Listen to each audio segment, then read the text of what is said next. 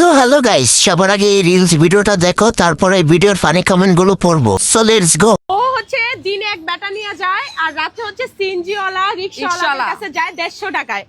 আসলে ভাইয়া এটা হলো যে একটা কলগাল আপনার, ঠিক আছে?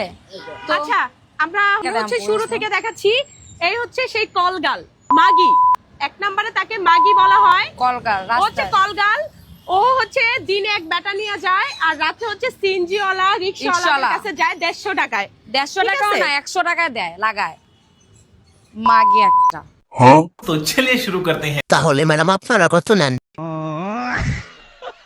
সে 150 টাকায় দেয়, আপনি একটু কমে দেওয়ার চেষ্টা করবেন, তাহলে মার্কেটে চলমান অর্থনীতি ঠিক থাকবে। अच्छा আবাসিক হোটেলের মালিকদের দৃষ্টি আকর্ষণ করছি, আপনাদের হোটেলের কর্মীরা পালিয়ে রাস্তায় চলে এসেছে। समझ रहे हो? তোমরা যাও কোথায়, ব্যানওয়ালা আর ঠেলা গাড়িওয়ালা?